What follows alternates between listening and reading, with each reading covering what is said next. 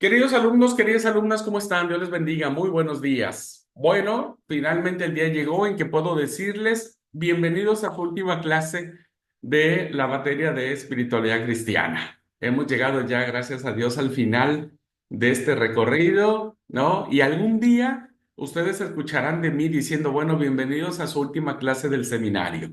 Ya ya lo he dicho dos veces, sacamos primera generación, segunda generación y he podido decirles, bueno, bienvenidos ya. Ya olvídense, a ustedes todavía les falta un poquito por recorrer, pero ya estamos a nada de que ustedes escuchen también eso de bienvenidos a su última clase del seminario. Bueno, eh, mientras llega ese día, ¿no? Vamos a disfrutar esta última clase que hemos tenido un recorrido muy interesante de poder mirar la espiritualidad desde otros ángulos, desde otras perspectivas. En nuestra primera unidad temática vimos lo que significaba la espiritualidad y la importancia que ésta tenía, ¿no? Desde el concepto de transformación, de vida, vivir a Cristo, ¿no? De una manera especial y particular. Así que cada uno vive su propia espiritualidad y espero que la sigan alentando. Espero que sus espiritualidades se sigan forjando en los días buenos, en los días malos, que cada día ustedes se forjen más a la imagen de Jesucristo. En nuestra segunda unidad temática veíamos que a veces es mucho mejor ir desde una espiritualidad desde abajo, donde el corazón se abre a las realidades de nuestras miserias humanas y es allí donde clamamos al Señor y es allí donde podemos empezar a emerger, empezar a subir, diríamos, a las realidades divinas. Cada uno de nosotros debe considerar qué es lo que Dios puede hablar cuando estamos quebrantados, ¿verdad? Cuando nos reconocemos necesitados y pecadores y nos abrimos a su gracia y a su toque sanador. En la tercera unidad temática hablábamos acerca de la propuesta que nos daba la teología de los padres del desierto, que básicamente era una teología muy interesante del seguimiento, de la radicalidad, de decisiones, ¿no? Que nos llevan a tomar cada uno de nosotros para que por encima de cualquier cosa y de cualquier persona, nuestro compromiso sea con Cristo y con amarlo y con nuestra salvación y con nuestra disciplina espiritual. Así que fue interesantísimo los apotegmas que pudimos ver de los padres del desierto y sus experiencias, ¿no? Que hoy muchos de nosotros podríamos hacer nuestros propios apotegmas porque tenemos nuestra propia experiencia espiritual. En nuestra cuarta unidad temática vimos sobre el Emanuel y vimos cómo la espiritualidad de Jesús siempre era una espiritualidad dinámica y tenía una característica, iba dirigida a las personas. Jesús amaba a las personas y por eso vino a dar su vida por nosotros, ¿verdad? Así que una espiritualidad que tiene los ojos abiertos, como los tenía Jesús, es una espiritualidad transformadora, una espiritualidad que toca, que abraza, que besa, que habla con ternura, que es empática, que disfruta la vida, ¿no? Que no permite que el poder ni el dinero lo corrompan, etcétera. Luego, en la quinta unidad temática, respondimos a esta pregunta: ¿quién es Cristo para nosotros hoy? Y veíamos que si Cristo no es seguimiento, estamos nosotros como de paseo en la vida, ¿verdad? Cristo es seguimiento y sabemos que seguir a Cristo tiene su costo, tiene su precio. Y si nadie está dispuesto a ir a la cruz, hermano, entonces vamos a seguir siendo cristianos del montón, ¿verdad? Solo aquellos que estamos dispuestos a seguir al Señor hasta la cruz y estar dispuestos a morir por Él y para Él, entonces encontramos el verdadero sentido de nuestra vida cristiana, ¿no? Así que creo que es una hermosa respuesta la que dimos. Y cerramos, queridos alumnos, este caminar o este transitar que tiene que ver con la espiritualidad cristiana. Lo cerramos con la experiencia de cinco grandes referentes de la historia cristiana, diríamos, que nos permiten a nosotros saber quiénes eran estas personas, cómo vivieron su espiritualidad y qué de esa experiencia de estos referentes, grandes referentes, podemos sacar para la vida espiritual de la iglesia, ¿no? Creo que la iglesia tiene que ser impactada por una espiritualidad este, cada vez mayor. Así que bueno, vamos a valernos de estos personajes para poder guiarnos. Al final, bueno, ya cuando terminemos la unidad temática, hermanos, la última actividad que vamos a realizar es un examen, ¿verdad? Que se hará en la plataforma, que ustedes tendrán un tiempo para llevar a cabo el examen. No deben y ni pueden ni podrán compartir ni las preguntas ni las respuestas con sus compañeros. Por favor, nadie haga eso. Nadie le pida a nadie nada. Usted hágalo. Los que están en pareja, los que son esposos, esposas, etcétera, bueno, ni ellos pueden decir nada, ¿no? Yo no los veo, pero el Señor sí los ve. Así que espero que puedan disfrutar también este ejercicio del examen que vamos a tener y tiene que ver con todas las 6 unidades temáticas, ¿ok? Así que denle un repasito a todo. De preferencia, no es obligatorio, pero si ustedes quieren aprovechar mejor su aprendizaje, de preferencia no utilicen sus apuntes, no vayan a los PowerPoint, no vayan a las clases, traten de recordar lo más que puedan. Eso ayuda a que se les fije el conocimiento, ¿ok? Bien, bueno, entonces voy a compartir la pantalla y vamos a ver este,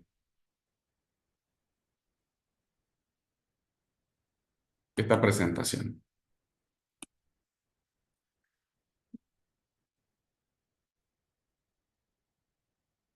Muy bien. Entonces, estamos ahí y la clase se llama Referentes históricos de la espiritualidad cristiana, ¿verdad? Y vamos a ver algunos de ellos que algunos son conocidos, algunos no los hemos escuchado nombrar, pero que creo que son de vital importancia. Vamos a iniciar con el primero, Martín Lutero, ¿verdad? Martín Lutero nació en el año 1483 y muere en el 1546. Hablando de la espiritualidad, porque podemos hablar mucho de Lutero, él tenía una frase maravillosa que nos regala ahora como una joya. Dijo Martín, el tesoro verdadero de la iglesia, el tesoro verdadero de la iglesia consiste en el sacrosanto evangelio de la gloria y la gracia de Dios. ¿Verdad? La gloria y la gracia, que son dos cosas que la iglesia, desde la perspectiva de Martín Lutero, debería de vivir. Vamos a conocer un poquitito quién fue Martín Lutero para que ustedes tengan una idea. Así que vamos a ver sus datos biográficos de este personaje. ¿Ok? Semblanza personal. A Martín Lutero se le conoce como el padre de uno de los mayores sucesos religiosos de los últimos siglos, lo que se le llamó la Reforma Protestante. Lutero nació en el seno de una familia de campesinos alemanes el 10 de noviembre de 1483 en una comunidad llamada Eisleben, en Alemania. A la edad de 20 años ingresó a un monasterio agustiniano, ¿verdad? Que era del corte de San Agustín, que se le conoce, con el deseo de calmar sus ansias espirituales y aliviar su conciencia. Estando él en el monasterio, sintió la vocación al sacerdocio católico y fue ordenado como sacerdote de la Iglesia Católica Apostólica Romana en el año de 1507. Un año después de su ordenación fue enviado a la Universidad de Wittenberg, donde recibió el doctorado en teología en el año de 1512. Él tenía en ese momento 29 años cuando fue nombrado doctor en teología. Imagínense, muy jovencito, ¿verdad? En ese mismo año, siendo profesor de literatura bíblica en la misma universidad, ofreció una serie de conferencias acerca de la epístola de Pablo a los romanos. Empieza a reflexionar sobre la carta a los romanos. En estas conferencias ahondó en uno de los temas personales de mayor preocupación que tenía Lutero. A Lutero le atormentaba el tema de la salvación personal, ¿verdad? Y encuentra en las cartas, en la carta de Pablo a los Romanos, la clave de lo que significaba la salvación. En 1517 eh, un segundo, déjenme bajar acá. En 1517, siendo conocido como profesor universitario y predicador, decidió escribir 95 tesis en las que expresaba sus posiciones teológicas y plantaba su posición respecto de la doctrina de la venta de indulgencias que hacía la Iglesia Católica y también a la doctrina de la salvación y el lugar de las buenas obras. Lutero afirmaba que la salvación personal es una gracia, es decir, un regalo que procede de parte de Dios por medio de la fe y que nada podía hacer el ser humano para poder lograr esa gracia. La Iglesia Católica tenía como doctrina el hecho de decir, bueno, si vos quieres ir al cielo, tenés que dar plata. Si no quieres ir al infierno, tenés que dar plata. Si no quieres ir al purgatorio, tenés que dar plata. Si querés que tu papá salga del infierno, tenés que hacer una misa y tenés que pagar esa plata, pagar la misa. Y entre más plata haya, más pronto va a salir del infierno, más pronto va a salir del purgatorio y todos se van a ir derechitos al cielo. Y entonces la doctrina católica también establecía acerca de las buenas obras. Pórtate bien, hace bien las obras, ve a misa, da tu diezmo, hace bien y ahí vas a ser salvo. Lutero dijo no, eso no está en la Biblia. La salvación no se gana, ¿verdad? Con ese tipo de cosas. Así que después de estas tesis donde él decía no estoy de acuerdo con eso, publicó en esos mismos años otros textos que provocaron la oposición de la Iglesia. El 3 de enero de 1521 se promulgó una bula papal de condena por herejía, es decir, el Papa estaba en contra ya de Lutero porque no estaban de acuerdo.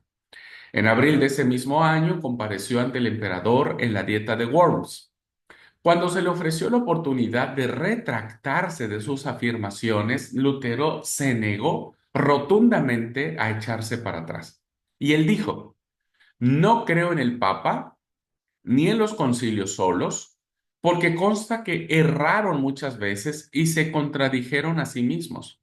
Teniendo la conciencia prisionera de la palabra de Dios, ni puedo ni quiero retractar nada, pues no es prudente ni está en mi mano el obrar contra mi conciencia. Dios me ayude. Esta fue la frase finalmente que dijo Lutero para no retractarse y creer lo que dijo Pablo en la carta a los romanos.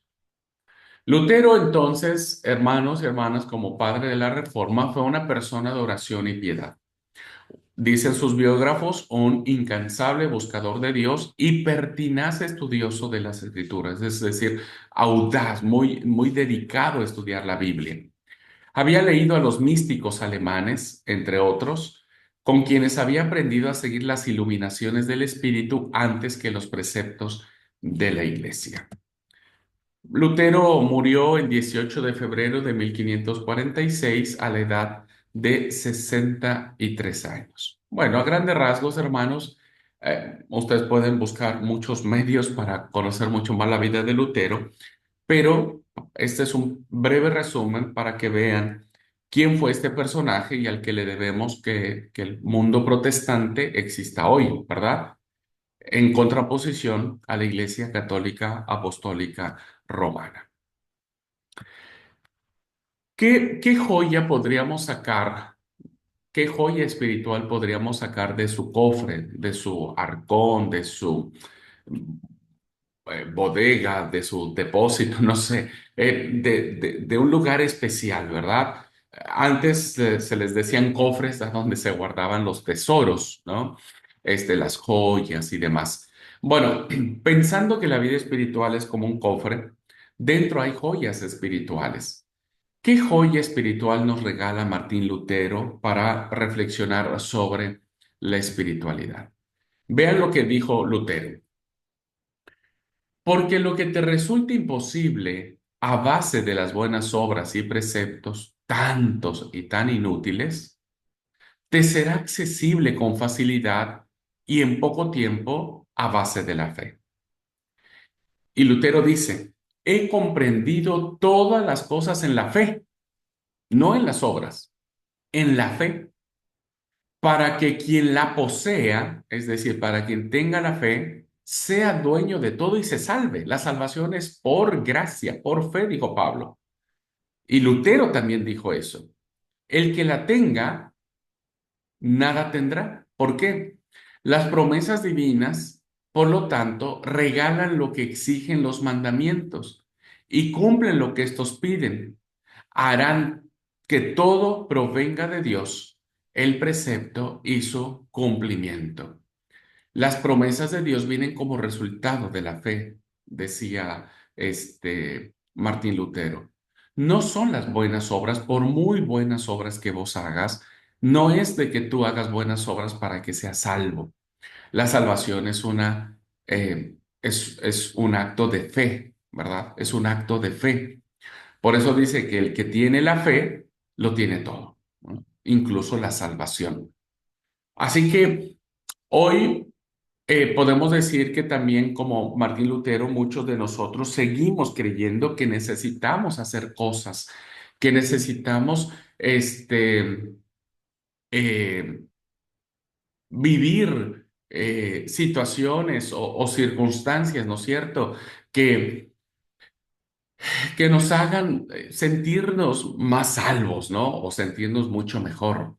La salvación es gratuitamente, dijo Pablo a los romanos, ¿no es cierto? Porque el evangelio es poder de Dios para salvación, para los que creen, ¿verdad? Es poder de salvación. Y dijo Pablo, para que nadie se gloríe, porque la salvación es un don de Dios, es un regalo de Dios, no por obras.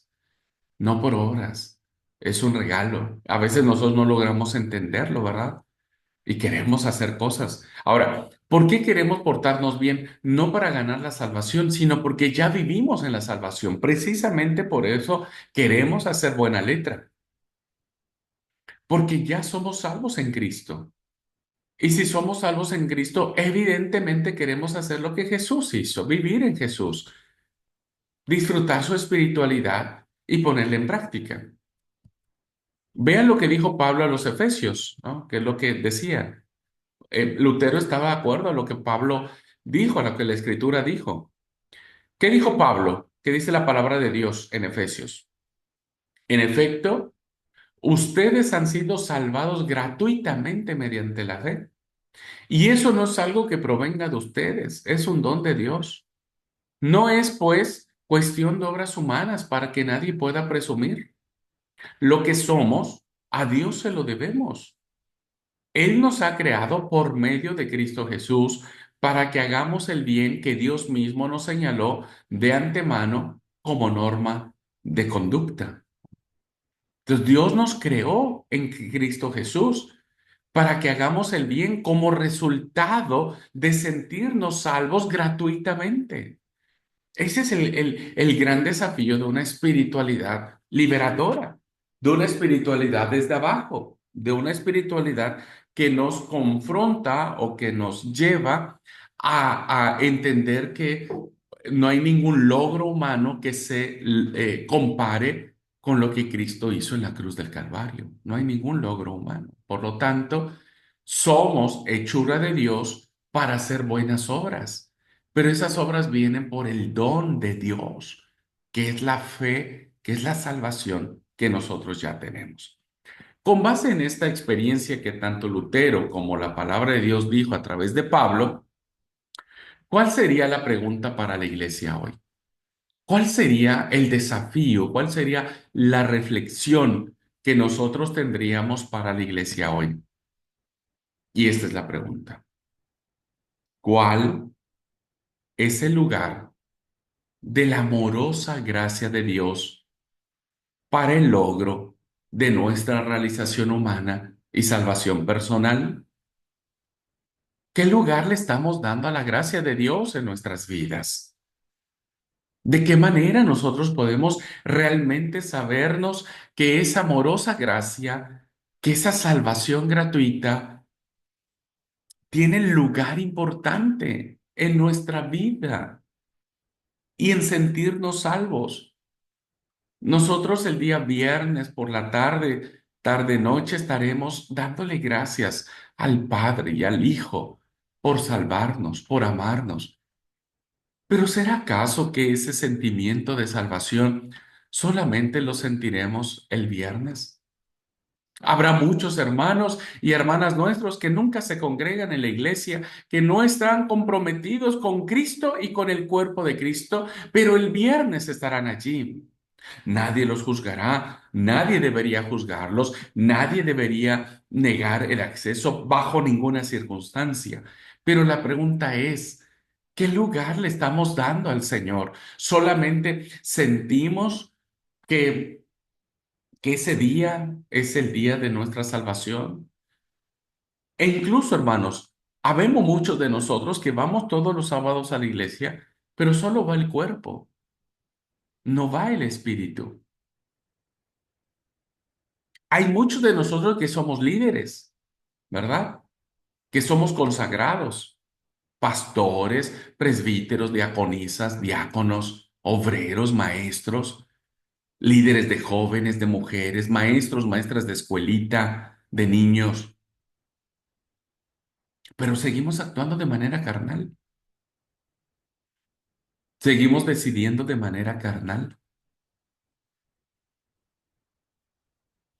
Y entonces, ¿cómo vivimos nuestra salvación? Que es un don de Dios, es un regalo de Dios. ¿Solo lo vivimos un día, un momento al año en la cena del Señor? Cuando estamos fuera de la iglesia, vivimos nuestra salvación como si Cristo no viniera hoy, ¿no? A veces los cristianos vivimos como si Cristo no viniera hoy. Digo, todo el Señor, falta un montón de tiempo para que venga. Esta es una interesante pregunta, hermanos y hermanas queridos, para nosotros y para la iglesia hoy. ¿Qué lugar le estamos dando? ¿Cuál es el lugar que le estamos dando a la amorosa gracia de Dios en nuestra vida humana, en nuestra realización como personas, como hombres, como mujeres, libres en Cristo, salvos en Cristo? ¿Seguimos atados a nuestras obras? ¿Seguimos sintiéndonos que no somos dignos? ¿Seguimos pensando que necesitamos ser buenitos para que Dios nos ame? No hemos entendido esto, ¿verdad? Dios nos ama, no porque seamos tan bonitos o menos bonitos o poco bonitos o muy pecadores o medio pecadores o poquito pecadores. Dios nos ama porque somos hechura suya, somos sus hijos. Fuimos creados a su imagen y semejanza. El pecado distorsionó esa imagen de Dios en nosotros, pero aún así, aún el más vil pecador tiene la imagen de Dios distorsionada, pero tiene la imagen de Dios porque Dios lo creó. Que cada uno de nosotros ha tomado sus propias decisiones, bueno, esa es otra cosa, ¿verdad? Pero Dios nos sigue amando. Así que, gracias a la experiencia de Martín Lutero, podemos sacar esta reflexión.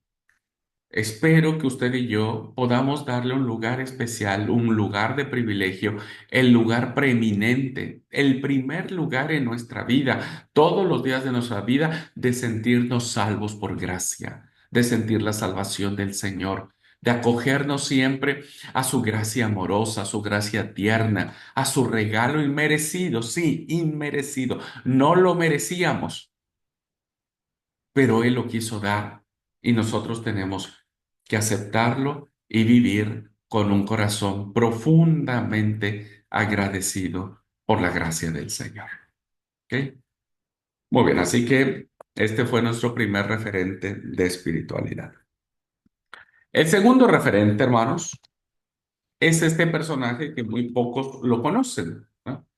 Incluso yo hasta apenas hace 4 o 5 años que estoy dando la materia lo conocía,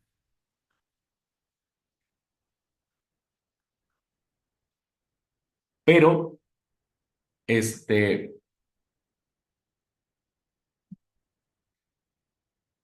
eh, es interesante su postura de Hans Denk.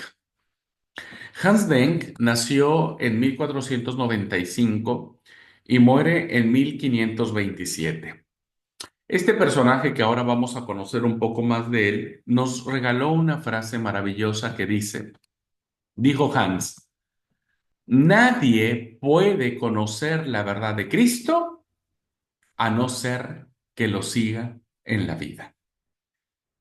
Y me gustó mucho traer a la clase a este personaje porque nos habla acerca del seguimiento, ¿verdad? Y él dice algo muy importante: nadie puede conocer a Cristo a no ser que lo quiera seguir en su propia vida. Y como lo vimos en alguna clase, seguir a Cristo tiene su costo, ¿verdad? Tiene su sacrificio. Vamos a ver cómo este personaje, Hans Denk, llega a conocer a Cristo y lo que significó para él seguir a Cristo, ¿verdad? Vamos a conocer un poco de él. Semblanza personal. La reforma de Lutero, ¿verdad? Ya hablamos de quién fue Martín Lutero. No fue la única reforma religiosa del siglo XVI. Hubo muchos otros movimientos, ¿no? En contra de la Iglesia Católica Apostólica Romana. Y entre estas otras reformas religiosas, hubo una de ellas que se le llamó la Reforma Radical. Esta reforma radical se originó en Suiza, entre un grupo de pensadores jóvenes que se opusieron a otro gran reformador llamado Ulrico Zwinglio, que fue otro reformador que estaba en desacuerdo con otras cosas. Eh, Porque Zwinglio se sometía a los magistrados y este otro reformador se negaba a hacer una reforma más radical para la iglesia. Entonces, había otros jóvenes que no estaban de acuerdo con eso y decían, no, me parece que tenemos que hacer una reforma mucho más profunda. Por eso estaban en contra de Zwinglio. Para ellos, es decir, para estos jóvenes pensadores de la reforma radical, la reforma de Lutero no era suficiente. Porque Lutero solamente estaba en contra de algunas cosas, otras cosas no estuvo de acuerdo, como por ejemplo el bautismo de infantes. Lutero siguió bautizando a los niños chiquitos, pero había otros reformadores que dijeron no. Bien, entonces la reforma luterana no fue suficiente, ni tampoco la reforma que estaba impulsando este otro reformador llamado Zwinglio. Por lo tanto, los seguidores de este nuevo movimiento, es decir, la Reforma Radical, se bautizaban por inmersión, razón por la cual fueron conocidos como rebautizadores o anabaptistas, que fueron básicamente este grupo que dijo, no podemos seguir bautizando a niños, el bautismo tiene que ser con plena conciencia. Y entonces ellos se oponían a bautizar a los infantes y el bautismo se empezó a desarrollar con personas mayores. Esta práctica, ¿verdad?, fue severamente castigada por las otras iglesias, porque como dije, Martín Lutero siguió bautizando a los niños, o sea, el bautismo de infante de los bebés siguió en otras iglesias. Por eso hoy la iglesia luterana sigue bautizando a los niños, aunque no es la iglesia católica apostólica romana, que ellos bautizan a los niños, siguen bautizando a los niños. Pero estos reformadores no estaban de acuerdo. Pero por no estar de acuerdo y empezar a hacer otra práctica bautismal, fueron castigadas por otras iglesias, como la luterana, como la de Zwinglio, y muchos de aquellos primeros anabaptistas sufrieron la persecución y aún la muerte, ¿no? Que este fue un fenómeno de la reforma. Entre los mismos reformadores hubo pleitos y peleas y mucha muerte, ¿no? Se mataban entre ellos por estas posiciones doctrinales. Así que Hans Denk fue uno de los dirigentes de este movimiento radical. Fue uno de los que dijo, no podemos tener bautismo de infantes. El bautismo tiene que aplicarse a personas mayores. Así que Hans era uno de los más preparados. Tenía un grado en la Universidad de Ingolstadt y tenía estudios en latín, en griego, en hebreo, al mismo tiempo que destacó por ser uno de los más polémicos, porque evidentemente pues él estaba defendiendo una doctrina que las demás iglesias no seguían, ¿no? Que era el bautismo y la forma de bautizar. Recuerden que el bautismo católico y el bautismo luterano es por aspersión, es decir, se le vierte un poco de agua al bebé en la cabeza, ¿verdad?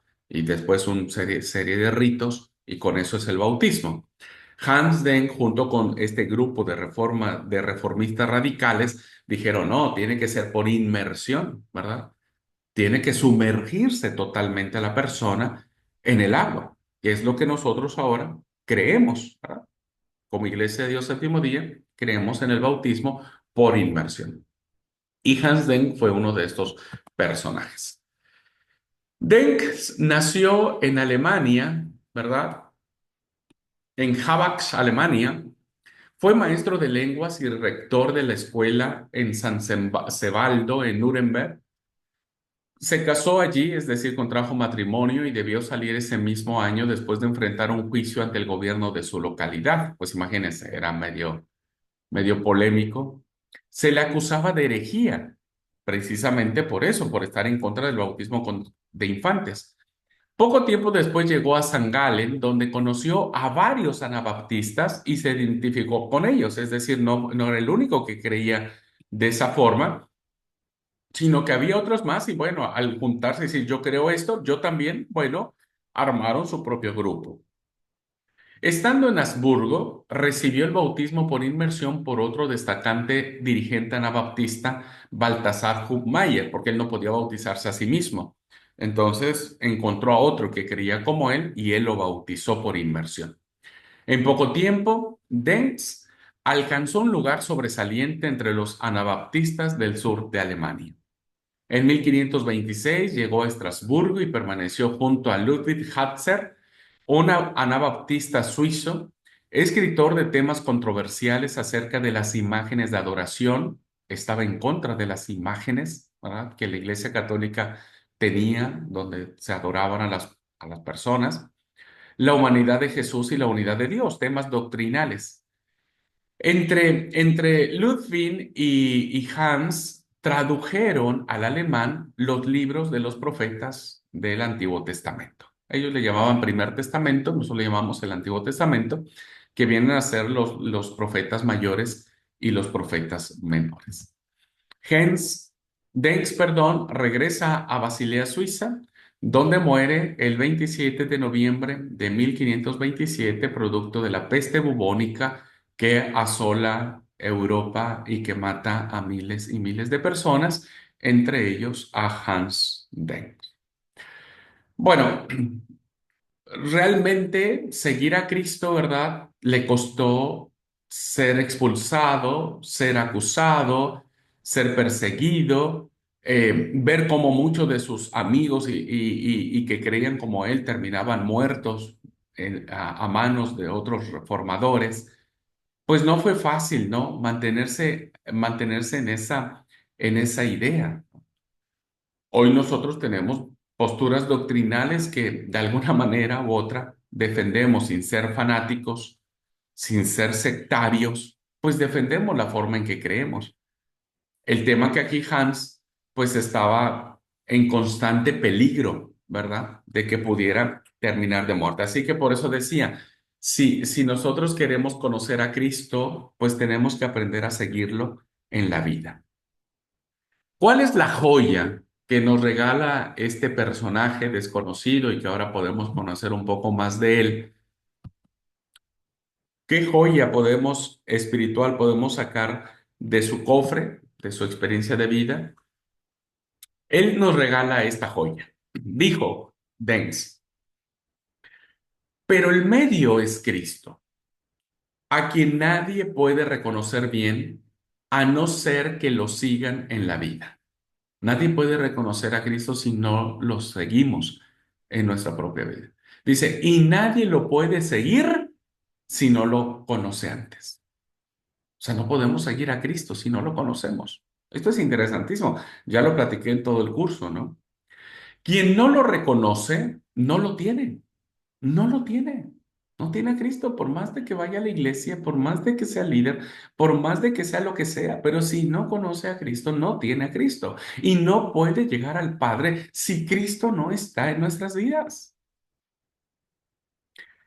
Y Hans decía, pero quien lo conoce o lo reconoce, quien lo tiene en su vida, y no atestigue eso con su conducta, es decir, quien diga, sí, yo conozco a Cristo, yo soy cristiano, pero mi vida es un lío, ¿verdad? Será juzgado junto con otros pervertidos, sin tener en cuenta que antes ha sido llamado y aceptado en la comunidad del Evangelio. O sea, Dios nos llamó a ser parte de la iglesia, pero debemos estar a la altura de nuestro testimonio. O sea, si de verdad decimos ser seguidores de Cristo, pues tenemos que aprender a pagar el costo del seguimiento. Porque pertenecemos a la iglesia, pertenecemos a la comunidad del Evangelio, de lo cual uno no puede consolarse de otra manera que por la negación a sí mismo. O sea, no hay otro camino, decía Hans. Debes negarte a ti mismo. Debes saber el costo que esto implica. Y vaya que Hans lo demostró, ¿verdad? Demostró que su vida era una vida que seguía a Cristo con plena convicción, con plena certidumbre de creer que lo que él creía estaba bien. En el caso específico del bautismo, ¿verdad? Que estaba bien. Así que me encanta lo que dice Hans y dice, nadie lo puede seguir si no lo conoce antes. Y quien no lo conoce no lo tiene. Tomen en cuenta esto, queridos alumnos, por favor, y tómenlo muy en serio. Tómenlo muy en serio. ¿Qué dice la palabra de Dios? Pues Jesús ya lo había dicho antes, ¿verdad? Fíjese lo que dice el Evangelio de Mateo. Luego, dirigiéndose a sus discípulos, Jesús añadió, si alguno quiere ser discípulo mío, deberá olvidarse de sí mismo, cargar con su cruz y seguirme. Porque el que quiere salvar su vida la perderá, pero el que entregue su vida por causa de mí, ese la encontrará.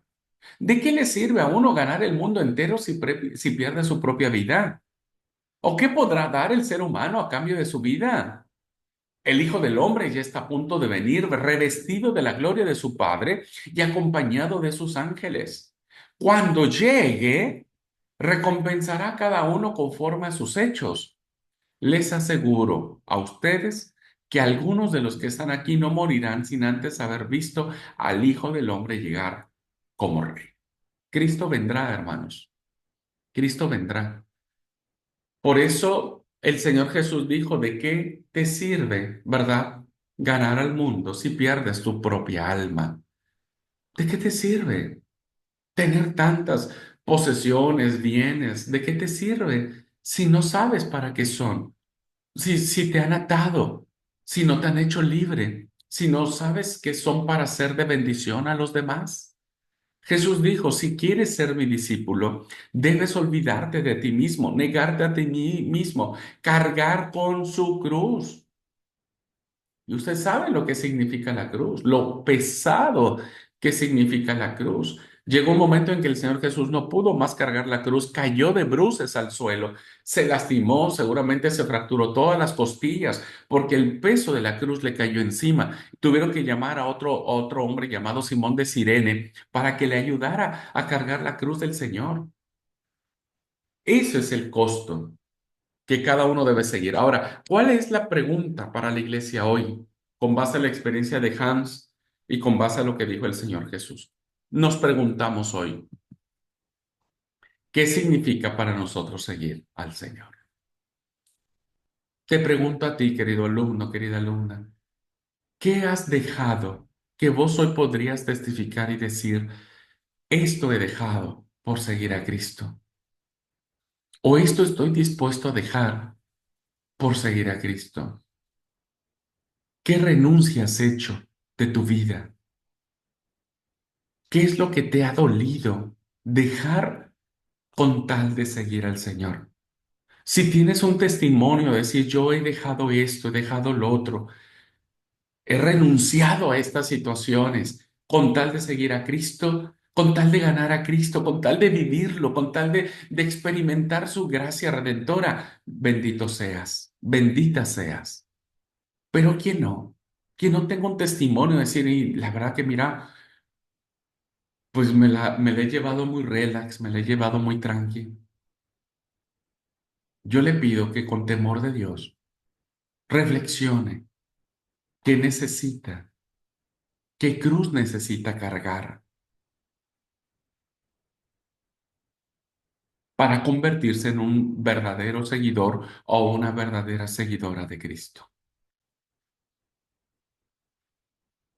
¿A qué estás dispuesto a renunciar?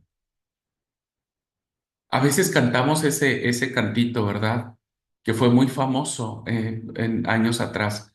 Cantamos ese cantito que dice, heme aquí, yo iré, Señor. Heme aquí, yo iré, Señor, envíame a mí, que dispuesto estoy, llevaré tu gloria a las naciones. Y es un canto hermosísimo, y una música maravillosa. Y todo el mundo cantando, jóvenes un montón cantando eso, y nadie quiere ir a la iglesia el sábado. Nadie se quiere levantar temprano. Cuando llueve, decimos, ay, no vamos a la iglesia. Cuando hace frío, uy, no, hoy hace frío. Cuando nos piden trabajar para la iglesia, no, yo no tengo tiempo. Cuando no, o sea, vos querés llevar la gloria del Señor a las naciones y ni siquiera estás dispuesto a sacrificar lo más mínimo. ¿Se dan cuenta, hermanos y hermanas? La espiritualidad nos ayuda a reflexionar qué estamos diciéndole al Señor, porque sabe que, déjeme decirle algo aquí en secreto, ustedes y yo, nada más que quede entre nosotros. Les digo con todo el corazón y con toda la certidumbre de las cosas, hermanos. Cuando nosotros le decimos algo a Dios, Dios se lo toma muy en serio. Cuando le decimos algo a Dios, Dios se lo toma muy en serio. Si usted algún día le dice, Señor, aquí estoy, úsame, tenga cuidado, tenga cuidado, hágalo con temor del Señor, porque usted no sabe qué es lo que el Señor le va a pedir. El Señor no le va a pedir cosas malas, ¿eh? Ojo, no le va a decir, ah, divórciate de tu esposo o de tu esposa. Obvio que no, ¿no? Obvio que no. Te va a pedir cosas que cuando Él te pida algo, Él sabe por qué te lo está pidiendo. Solo tienes que creerle. Así que tener cuidado. La próxima vez que quieras cantar ese canto, ¿verdad?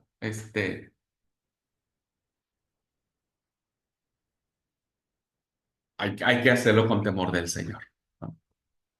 ¿Qué significa para ti seguir al Señor? ¿Qué está significando? ¿Qué ha significado hasta ahora, ¿no? Seguir al Señor? Y no se trata de que nos colguemos medallas, eso nos queda solamente a nosotros, no necesitamos publicarlo en Facebook, ¿ok? Bien, pasemos a un tercer personaje, Casiodoro de Reina. Ustedes han escuchado mucho que yo digo, o ustedes van a escuchar mucho la frase, ¿qué traducción tienen de su Biblia? Su Biblia, por ejemplo, que usan, ¿cuál es? Y todos decimos Reina Valera, ¿verdad? Reina Valera. Bueno, pero poco conocemos quién fue Casiodoro de Reina y Cipriano de Valera, que fueron los que escribieron esa traducción, ¿no? No sabemos quiénes son, no tenemos ni idea de quiénes son. Así que bueno, hoy no les traigo a Cipriano de Valera, ese es el otro. Hoy les traigo al primero que hizo esta traducción que tenemos en nuestras manos, ¿verdad? Que se llamaba Casiodoro de Reina. Por eso se llama traducción Reina Valera, porque se usan los apellidos de estos dos personajes, Casiodoro de Reina y Cipriano de Valera. Por eso es la versión o la traducción Reina Valera. ¿Ok? Bien. Casiodoro de Reina nació en 1520 y murió en 1594. Él dijo una frase maravillosísima, ¿verdad? El que tradujo la Biblia, que ahora nosotros tenemos y que amamos mucho esta traducción, dijo Casiodoro, ¿cómo guardará o el viejo o el mozo la palabra de Dios? Cuando habla de mozo es de joven, ¿verdad? Joven. Recuerden que antes tenían otra forma de hablar. He respetado la traducción original. ¿Cómo guardará o el viejo o el mozo la palabra de Dios? ¿O cómo le será lumbre en sus caminos cuando no la conocen? Qué interesante, hermanos. Para Casiodoro de Reina, la palabra de Dios era fundamentalísima, era importantísima, ¿verdad?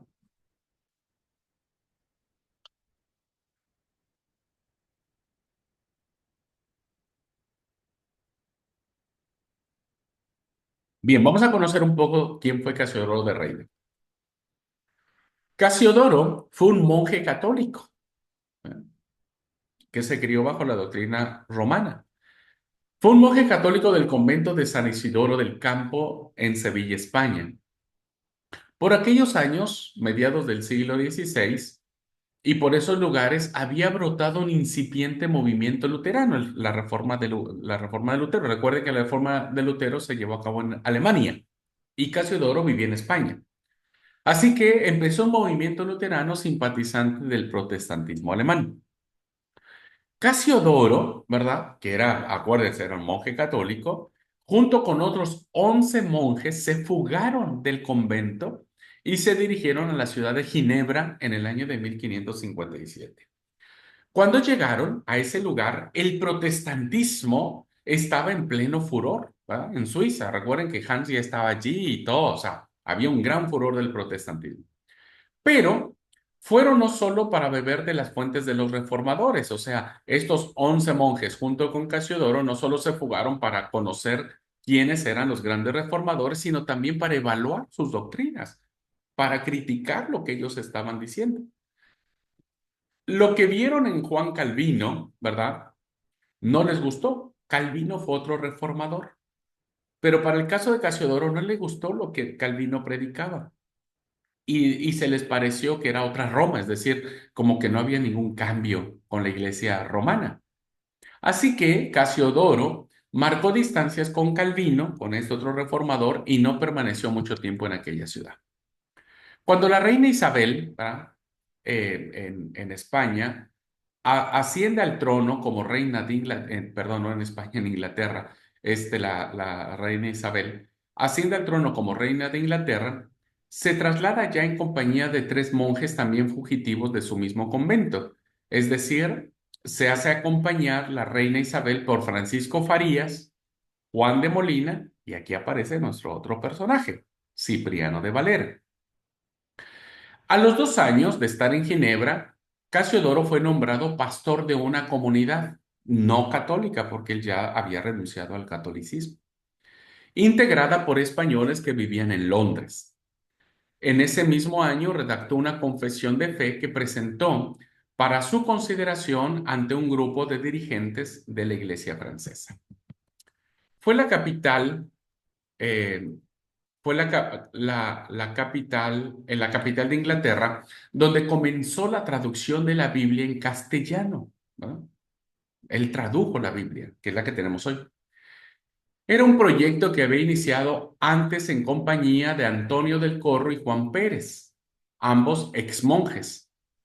Este magno proyecto no lo pudo terminar en la fecha propuesta porque, fíjense, se le acusó y fue perseguido por hereje y por homosexual. Le inventaron que él era homosexual. Entonces huye hacia Frankfurt, ¿verdad? Lugar donde pudo terminar el proyecto de la traducción de la Biblia, que fue publicada en Basilea, Suiza, en 1569. La primera publicación de esta traducción de la Biblia tuvo un tiraje de 2600 copias. Su pasión por los estudios bíblicos y el trabajo pastoral fueron dos de sus vocaciones más queridas. En 1573 publicó dos comentarios bíblicos, uno sobre el cuarto evangelio y otro sobre un capítulo de Mateo. Se mantuvo como miembro de la Iglesia Reformada Francesa y amigo personal de renombrados líderes luteranos. En 1581, un grupo de colegas lo propuso como inspector eclesiástico o lo que se le llama como obispo de la iglesia luterana en Amberes. Pero 3 años después, las tropas españolas ocuparon esta ciudad y dieron plazo a los protestantes para tener que abandonar esa ciudad. Entonces fue que Casiodoro se fue hacia Frankfurt y allí organiza una iglesia luterana de habla francesa. Murió el 15 de marzo de 1594. Su esposa Ana vivió por 18 años más. Bueno, este es un breve resumen de quién es el gran personaje que hay detrás de esta traducción de nuestras Biblias que tenemos, llamado Casiodoro de Reina. ¿Qué joya espiritual sacamos de su cofre? Dijo él en algún momento esta frase, porque el ignorar la escritura causa las herejías, causa malas doctrinas o doctrinas equivocadas, a eso se le llaman a las herejías, doctrinas equivocadas. Cuando alguien no conoce las escrituras, va a decir cada sarta de cosas que nada tiene que ver. Bueno, eso dijo este Casiodoro de Reina. Los que nunca leen la escritura sagrada ni saben qué cosa es. Hablo del vulgo ignorante que se llama cristiano, los cuales, engañados de sus falsos profetas, creen, y así lo dice en la Biblia, ser un libro maldito y descomulgado lleno de herejías, que mucho mayor daño causa la lección de la Sagrada Escritura en lengua vulgar que leer los libros de los filósofos paganos y que por ello se prohíbe lo primero y no lo segundo. O sea, Casiodoro de Reina se mueve en un lugar donde se le da mayor valor a los escritos filosóficos que a la palabra de Dios. Y entonces muchos dicen que la Biblia es un ser maldito, ¿verdad? Que tiene cosas que no hay que creer. Entonces mucha gente prefiere mejor leer a Sócrates, a Platón, a Aristóteles, que leer lo que dice la palabra de Dios. Por eso hoy, hermanos, hay muchas herejías dentro del mundo cristiano, pero el problema no es por leer la Biblia, sino porque la leen mal, ¿verdad? Y por eso es que tenemos muchos graves problemas de doctrinas totalmente erradas, ¿no? ¿Qué dice la palabra de Dios? El salmista dijo en el Salmo 119, 105, 109: Tu palabra es antorcha de mis pasos, es la luz en mi sendero. Hice un juramento y lo mantengo. Guardaré tus justos decretos. Señor, es intenso mi dolor. Hazme vivir según tu promesa.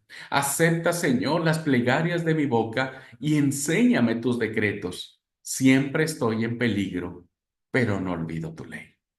Ya desde el hermoso Salmo 119 nos habla acerca de lo importante que es la palabra de Dios para nuestras vidas. Es antorcha, es luz. Y esto es lo que le debemos a Tassiodoro de Reina, esta hermosa traducción que tenemos de la Escritura y que hasta la fecha muchos de nosotros seguimos usando. Al menos yo, para mi liturgia personal, la sigo usando. ¿Qué pregunta sacamos de la experiencia de Casiodoro de Reina? Y esta es la pregunta. ¿De qué manera pudiéramos nosotros, cada uno de nosotros, crecer en el conocimiento de las Escrituras y en la práctica de sus enseñanzas? Ya les hablé la lección pasada de la lectura divina, ¿verdad? De encontrar a Dios en su palabra, escuchar su voz en su palabra, no en los sueños, no en las falsas mentiras de los pseudo profetas o pseudo apóstoles o pseudo pastoras, de nuestro propio encuentro con las escrituras. Está bien, a veces nosotros compartimos prédicas de otros personajes, ¿verdad? Que son lindas prédicas. Está bueno que las compartan en sus redes sociales y demás, pero no me interesaría escuchar a las otras personas, me interesaría escucharlos a ustedes,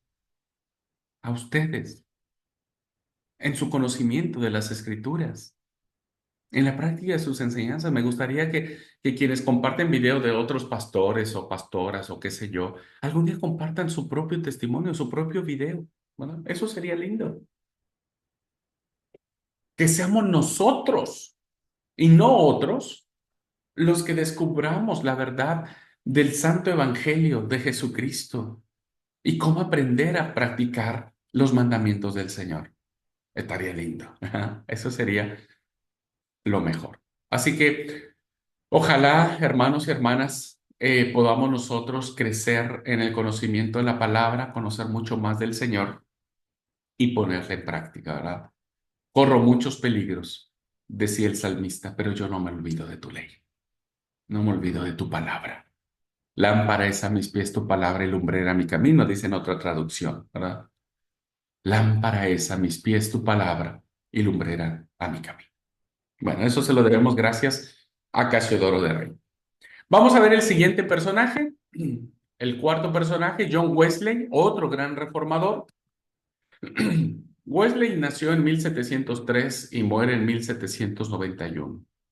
Tenemos una frase maravillosa wesleyana que dice, y que me gusta mucho esta frase: haz todo el bien que puedas por todos los medios que puedas, de todas las maneras que puedas, en todos los lugares que puedas, en cualquier tiempo que puedas, a toda la gente que puedas y tanto como tú puedas.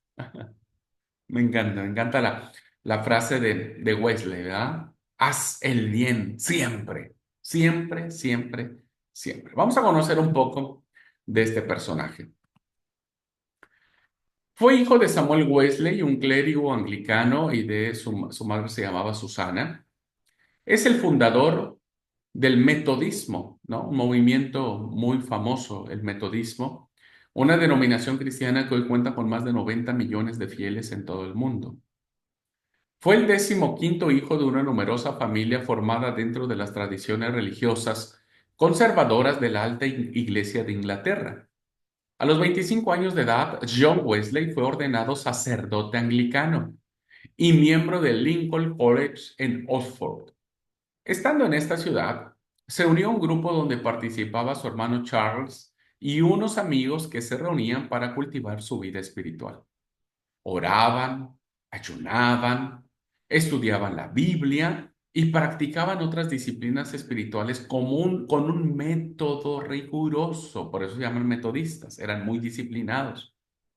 Ese diseño metódico que le dieron a su vida espiritual condujo o propició que en la universidad se refirieran a ellos, los llamaran a ellos como los metódicos o metodistas. Creció bajo el rigor de esa fe religiosa, pero el 24 de mayo de 1738 tuvo una experiencia que cambió su forma de concebir y de vivir la fe. Asistió a un grupo de estudio bíblico y oración donde se leyó la parte introductoria del comentario escrito por Martín Lutero a la Epístola a los Romanos. Wesley escribió después acerca de esa experiencia, atestiguando que allí había comprendido mejor el amor misterioso del Señor y el llamamiento para seguir el Evangelio de una manera diferente. Sintió entonces ardor por predicar el Evangelio y reformar la iglesia. Por ese tiempo conoció a Herrnhut en Alemania, al conde Nicolás Ludwig von Zinzendorf, que fueron los fundadores de lo que se le conoció como la Iglesia Moraviana. Después de tener esta experiencia y de iniciar este movimiento, regresó a Inglaterra para empezar la gran vocación de su vida.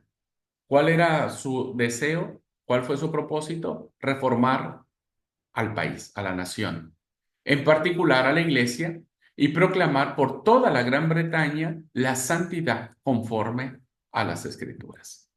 En 1739 se dedicó a la predicación itinerante, al aire libre y en los campos. Esta modalidad de ministerio evangelizador lo puso muy cerca de la gente que lo escuchaba con gusto, aunque las iglesias se mostraban renuentes a su doctrina evangélica. Recorrió Inglaterra, después salió hacia Irlanda, hacia Escocia y empezó a enviar predicadores a Norteamérica. Murió el 2 de marzo de 1791 a la edad de 87 años de edad. ¿Cuál es la joya que encontramos de este personaje?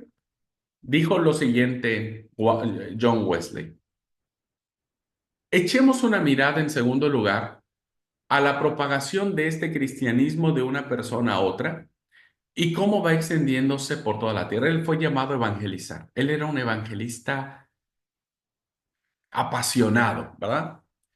Esta fue la voluntad de Dios desde el principio. Quien no enciende una luz para ponerla debajo de un almud, sino sobre el candelero para que alumbre a todos los que están en casa.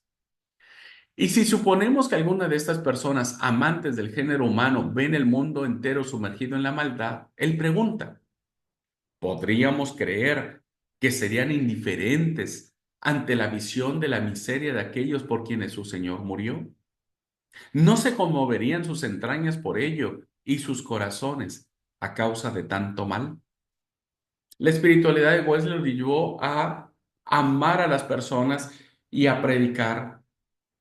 Y Wesley fue uno de los grandes personajes que reformaron todo lo que fue la Gran Bretaña, todo lo que es Inglaterra. Wesley lo logró y predicó y conquistó a millones y millones de personas con su prédica. Él tenía una pasión por eso la pregunta es, dice, nadie puede ser indiferente cuando uno ve la miseria de las personas a quien el Señor también murió por ellos, ¿verdad?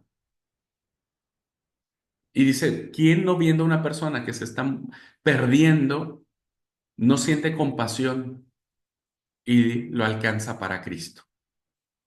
¿Qué dice la palabra de Dios, hermanos, en Romanos? No quiero que ignoren, hermanos, las muchas veces que he intentado visitarlos sin éxito hasta el momento. Abrigaba la ilusión de cosechar también entre ustedes algún fruto, lo mismo que en otras regiones paganas, ya que me debo por igual a civilizados y a no civilizados, a sabios y a ignorantes. Así que, en cuanto de mí depende, estoy enteramente dispuesto a proclamar la buena noticia también entre ustedes, los que residen en Roma. No me avergüenzo de anunciar esta buena noticia, que es fuerza salvadora de Dios para todo creyente, tanto si es judío como si no lo es. El mismo ardor que sentía Wesley es el mismo ardor que sintió Pablo para alcanzar a las naciones para Cristo. Hay un gran sentido evangelista en Wesley. ¿Cuál es la pregunta que nos hacemos hoy? ¿Cómo anunciar hoy la buena nueva del reino sin afanes proselitistas? Nosotros no queremos hacer prosélitos, eso hacen los políticos. ¿Cómo anunciar la buena noticia con respeto por las creencias de toda persona y acompañada de una actitud servicial y humilde?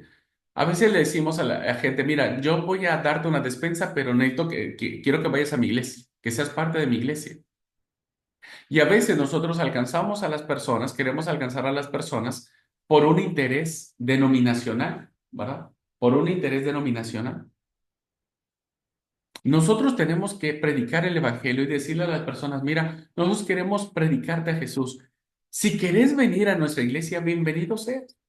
Y si no, Dios guiará tus pasos, pero tienes que buscarlo, búscalo, ríndete a Él, pide el perdón de tus pecados y acéptalo como Señor y Salvador. Si querés vivir esa fe desde nuestra comunidad, desde nuestra iglesia, serás más que bienvenido, ¿verdad? Esa debe ser nuestra actitud al momento de anunciar el Evangelio. No, no querer forzar a las personas y condicionar la ayuda que nosotros podamos darle para que sea nuestra iglesia. Eso lo hacen los políticos. Voten por mí, ¿no? Les doy un plan, pero si votan por mí, no. El Espíritu Santo guía a todas las personas a su propio encuentro con el Señor. Pero hay que anunciar las buenas nuevas. Y ojalá a muchos de nosotros nos nazca esto, ¿verdad? Como le pasó a Wesley. Bueno, finalmente, el último referente histórico de espiritualidad, ustedes ya lo vieron en su película, si es que lograron ver la película de Dietrich Bonhoeffer. 1906, nace, muere en 1945, muy jovencito él. Y Bonhoeffer dijo algo interesante, que tal vez ustedes lo notaron en la película. Dijo, Jesús es el único contenido. Al lado de Jesús no hay otro contenido. Jesús es el mismo, el mismo es el contenido, es todo. O sea, Bonhoeffer dijo, no hay nadie que rivalice contra Jesús. Nadie. Nadie ni nada, ¿verdad? Que quiera ponerse a la par de Cristo. Nada ni nadie. Jesús es el único contenido. Y tiene una razón de ser muy profunda, ¿no? No hay nadie que se compare a Jesús. Bueno, vamos a leer un poco de él, ya ustedes ya lo vieron en la película, pero bueno, solamente para recordar. El lunes 9 de abril de 1944, a las primeras horas del día y después de dirigir una ceremonia de oración para sus compañeros del campo de concentración en Flossenbürg, Dietrich Bonhoeffer fue ejecutado en la horca por orden de un tribunal militar. El médico del campo de concentración dijo que el sentenciado oró de rodillas antes de subir al lugar de su muerte y luego avanzó sereno y valiente. Tenía entonces solo la edad de 39 años.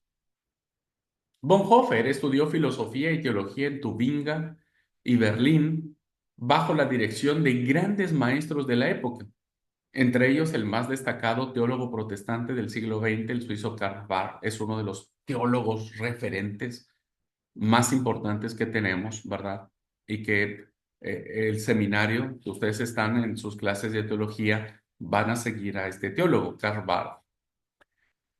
Bonhoeffer se doctoró a la edad de 21 años con honores, fue pastor ordenado y trabajó en iglesias alemanas de Barcelona y Londres, en la primera como pastor de las personas más jóvenes. Era pastor luterano, ¿verdad? Era pastor luterano y había nacido el 4 de febrero de 1906 en Breslau, Alemania. Como líder religioso y destacado teólogo, participó en el movimiento de resistencia contra el nazismo. Se distanció de quienes, en nombre de la Iglesia y de la fe, apoyaban los desenfrenos de Hitler. Se unió al movimiento protestante denominado Iglesia Confesante, que buscaba oponerse al control nazi de las iglesias y denunciar los desvaríos del nazismo. Participó en la asamblea que promulgó la Declaración de Barmen en mayo de 1934, en la que se rechazaba la sumisión de la iglesia al Estado, más al Estado nazista, y las creencias que intentaban poner a Cristo al servicio de los intereses humanos.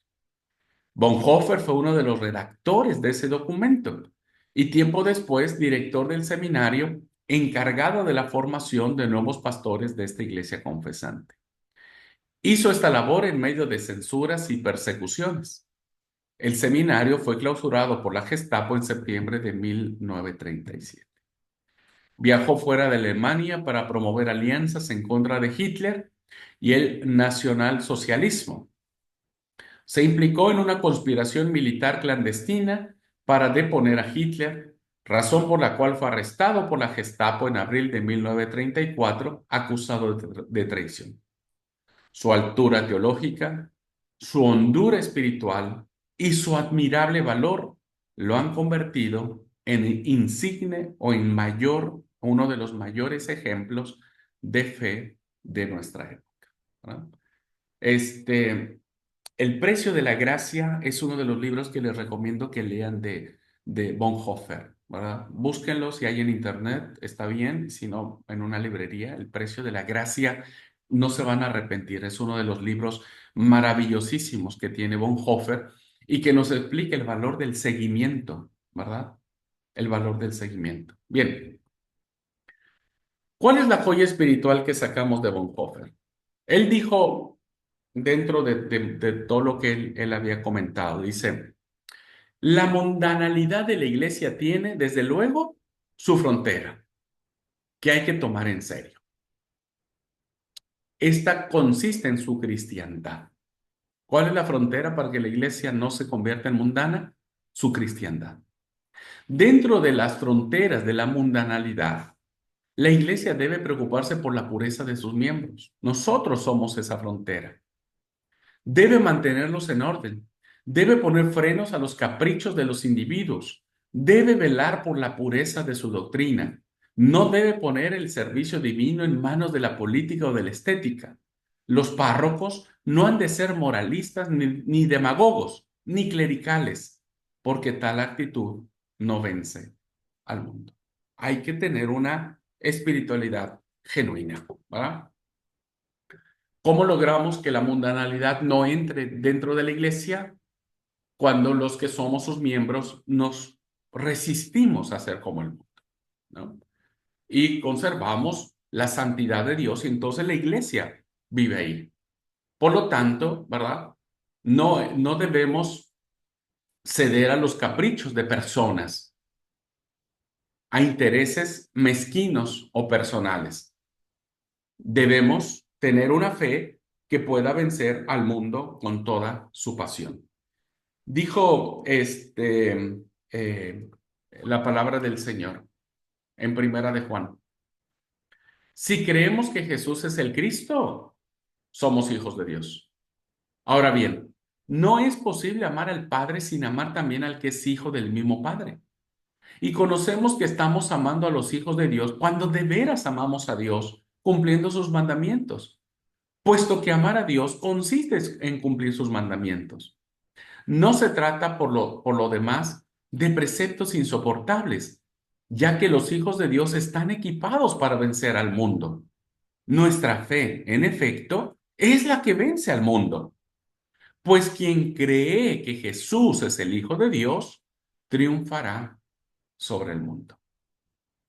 Y esto es lo que la palabra del Señor nos anima y nos exhorta a seguir. ¿Cuál sería la pregunta con la que terminamos no solo esta clase, sino creo que todo lo que tiene que ver con el tema de esta materia de espiritualidad?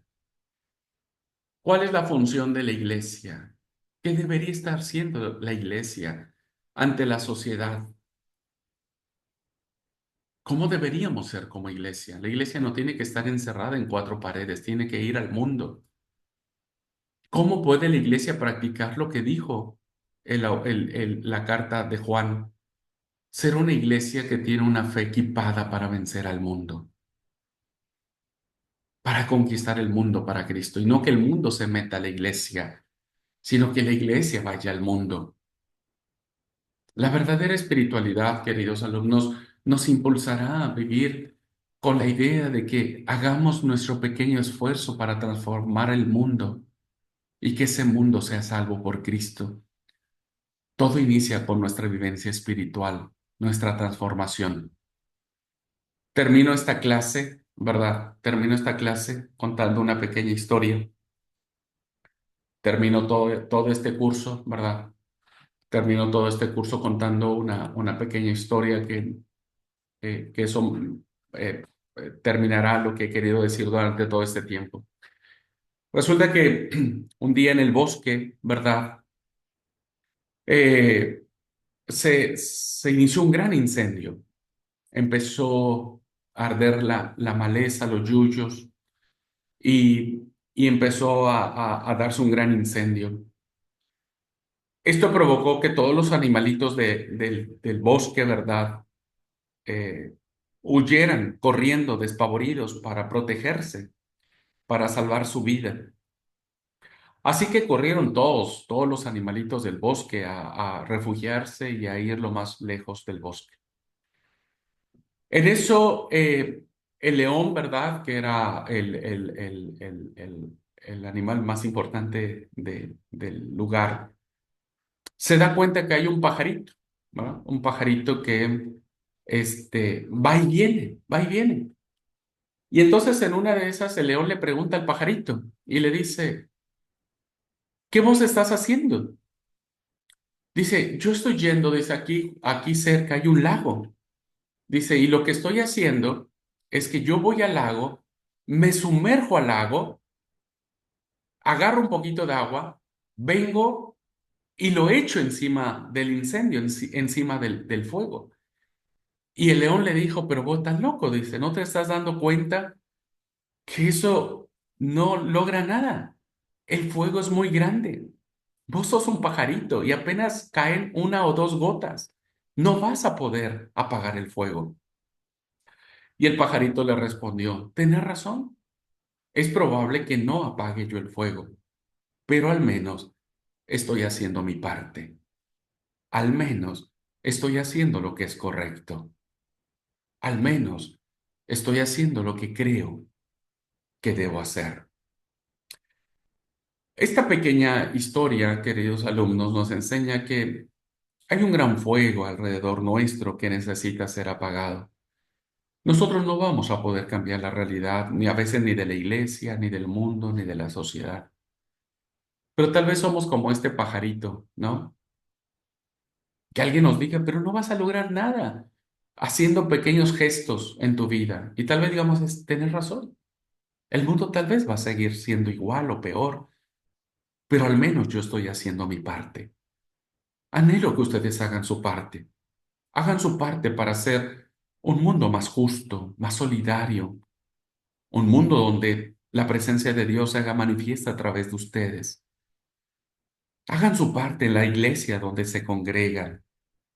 No sean personas que problemáticas, carnales, sean personas atentas, amables, serviciales, que vayan con gozo y con alegría al culto, que contagien esa sonrisa de que están viviendo a un Jesús que les ha salvado, que, que, que es maravilloso. Impacten a su familia en sus hogares. Hagan lo que les toque hacer, ¿no? Aun cuando a veces en nuestros hogares o en nuestras casas las cosas no son buenas con nuestro padre, nuestra madre, nuestros hermanos, el esposo, la esposa, los hijos, hagan su parte. Sean buenos, sean buenas, sean gentiles, sean empáticos con los demás, aprendan a escuchar al otro, a respetar al otro. Pero lo más importante, queridos alumnos, aprendan a amarse ustedes mismos en Cristo, a restaurarse, a perdonarse, a sanarse. Anhelo que en esta búsqueda de espiritualidad, esos pequeños cambios cambien tu propio interior, tu propia vida, que te pongan en equilibrio, en sanidad espiritual, emocional, sentimental, en todas las áreas de tu vida, que encuentres equilibrios, que no te manejes en los extremos. Busque el equilibrio, un equilibrio sano, donde te sientas feliz contigo mismo, donde aprendas a amarte, a honrarte, a respetarte a ti mismo, a ti misma, donde aprendas a vivir tu dignidad como hijo de Dios, como hija de Dios. Anhelo que luches con todas tus fuerzas, que seas feliz, porque si lo sos, podrás ser felices a los demás.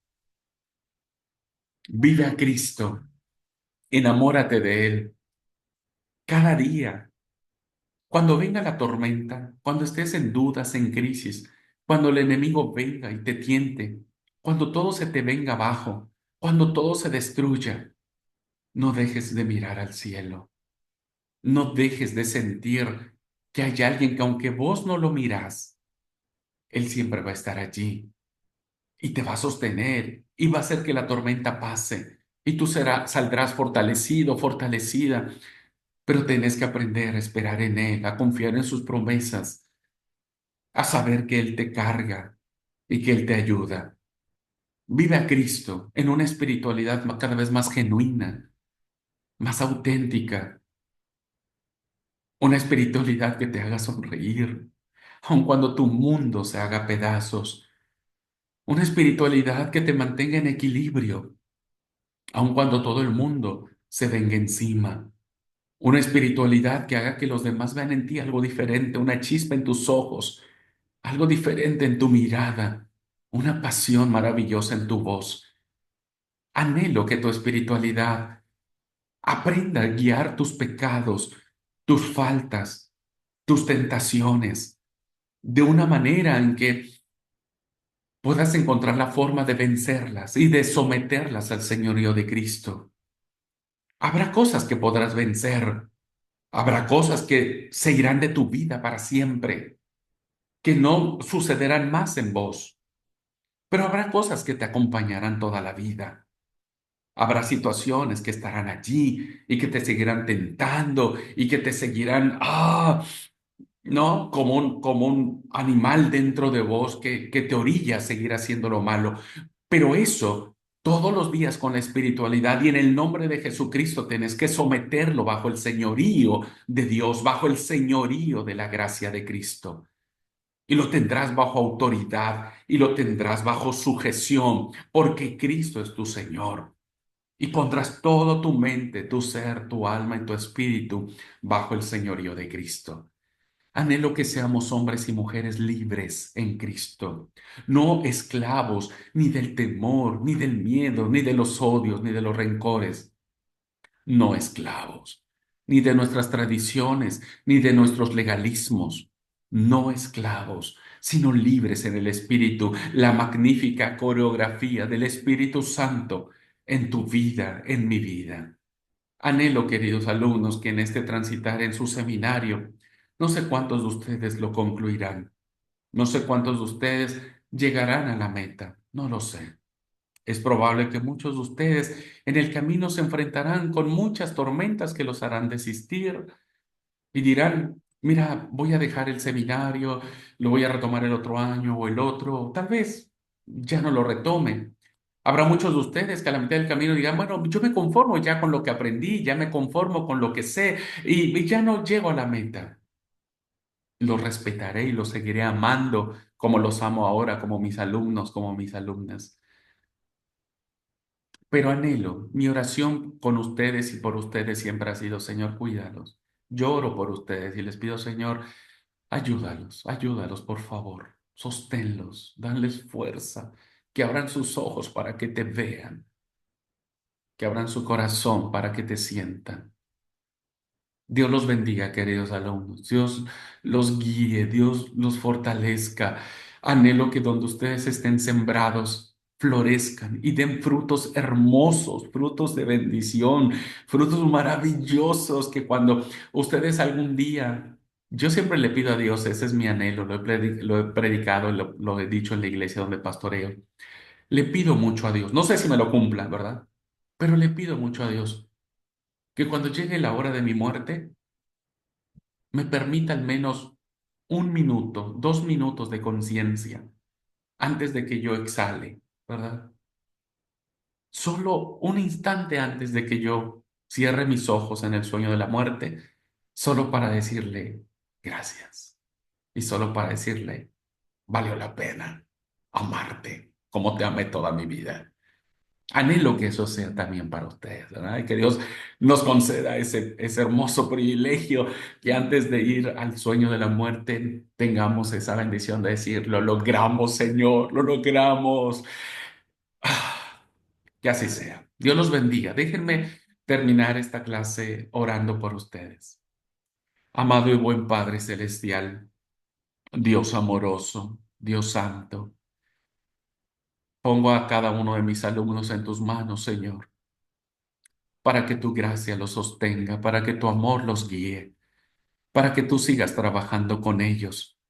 No sé qué planes tienes para sus vidas, Señor, no lo sé, pero yo te pido que esos planes sean de bendición, de vida, que ellos puedan sentirse siempre acompañados por ti, que tu Espíritu Santo los fortalezca, que tu amor los inunde, que tu ternura los abrace, que cada uno de ellos, Señor, pueda ser guiado al final de la meta, terminar su seminario, pero no solo el seminario, que terminemos todos el seminario de la vida, que lleguemos al final de la vida, Señor, agradeciéndote y diciéndote, lo logramos, Señor, lo logramos, te amamos, Señor.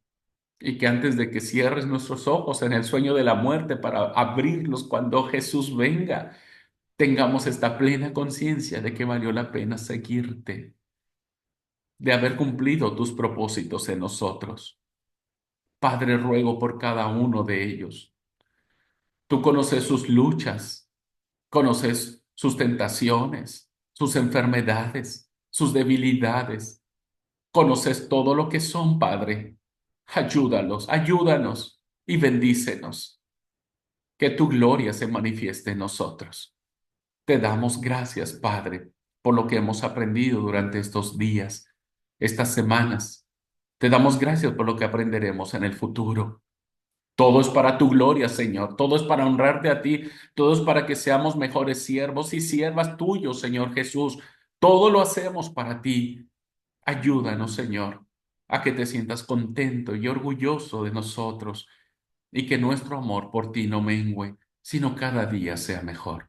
Gracias por esta clase. Gracias por toda esta experiencia. Te alabamos y te bendecimos en el nombre poderoso de Jesucristo, nuestro Señor, nuestro Salvador, a quien le rendimos todo honor, toda gloria, todo poder, toda majestad, a Jesucristo, nuestro Señor, el Cordero de Dios, y a ti, Señor, a ti, Padre eterno, en la comunión del Espíritu Santo, lo pedimos y lo agradecemos todo. Amén. Bueno, pues terminamos, queridos alumnos. Muchas gracias. Gracias a todos ustedes por el aguante. Gracias por estar. Eh, Todavía no nos separamos porque nos falta mucho tiempo estar juntos, pero al menos para mí ha sido un placer compartir esta clase con ustedes. Gracias por los que estuvieron en la clase presencial, por bancarse mis clases. Gracias por los que ven la clase grabada. También, muchas gracias y deseo que Dios los bendiga muchísimo. ¿Ok? Así que bueno, no sé si alguien tiene alguna pregunta de la clase. Yo ya estoy cerrando y no les doy tiempo por si tienen alguna pregunta, alguna duda, algún comentario. Podemos tomar un minutito, si les parece. Si no, terminamos la clase.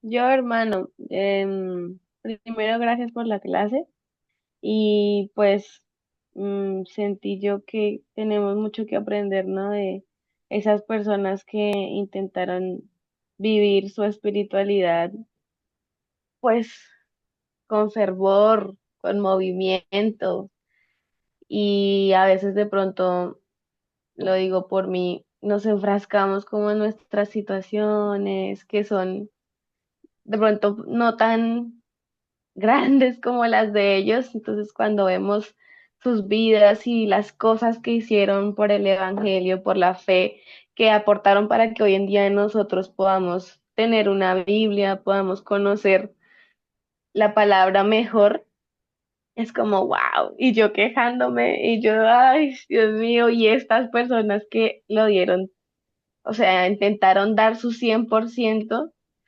es un ejemplo muy grande y qué mejor ejemplo que ellos intentaron seguir y revelar a Cristo, ¿no?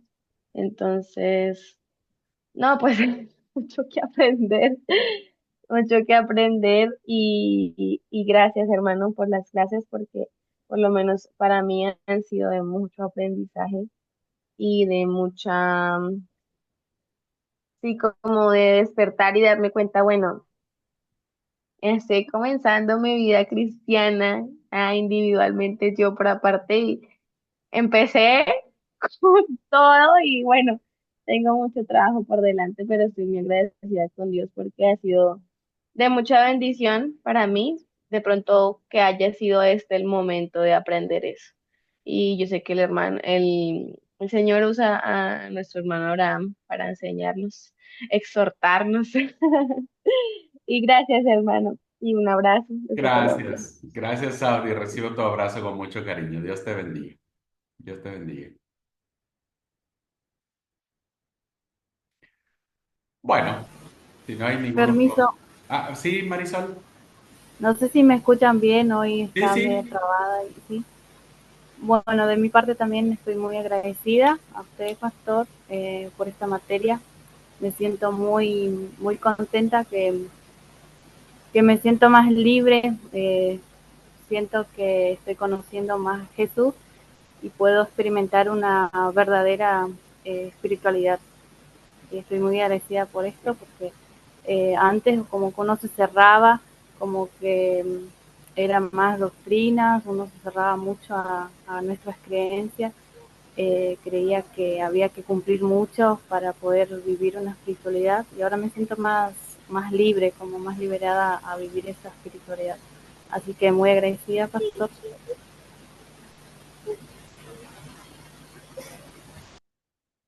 Gracias, Marisol. Gracias. El Señor te bendiga y me siento feliz que puedas sentirte en esta libertad del Espíritu. Seguí así nomás. Seguí así. Bueno, ¿alguien más? Si no,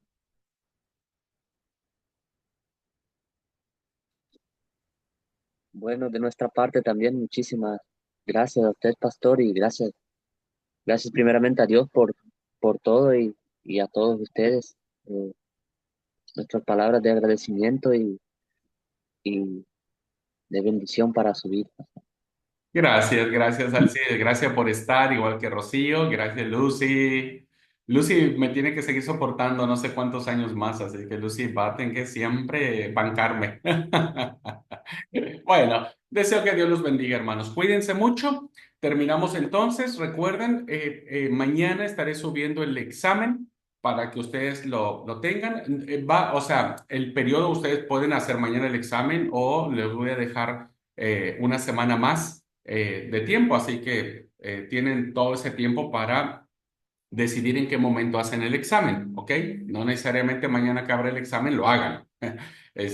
Pueden darse su tiempito, ¿ok? Y nos vemos mañana para cerrar la clase de predicación. Bueno, Dios los bendiga, que tengan excelente día, cuídense.